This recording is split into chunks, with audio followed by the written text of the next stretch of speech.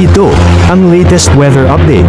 Alamin ang pinakasariwang ulat panahon ngayon dito sa Information TV Educational Channel. Kita po natin ang huling lokasyon ng bagyong Qiapo. Yung sentro po dito ay huling namata na sa 4 a.m. sa 345 kilometers silangan ng Paris sa Cagayan. So lumakas nga po ito at isang tropical storm at ang kanyang lakas ay nasa 65 kilometers per hour, yung pinakamalakas na hangin malapit sa gitna, at ang pagbugso ay nasa 80 kilometers per hour. Kumikilos po ito si tropical storm Qiapo pa west-northwestward or pakanluran, hilagang kanluran sa bilis naman na 30 kilometers per hour. Makikita niyo po yung lawak po ng kaulapan na dala ng bagyo ay nakaka-apekto lalong-lalo na sa may northern Luzon, habang patuloy pa rin ang epekto ng southwest monsoon o habagat. Kaya mapapansin niyo po halos ang malaking bahagi ng ating bansa ay naapektuhan po ng mga kaulapan mula sa bagyo at sa habagat.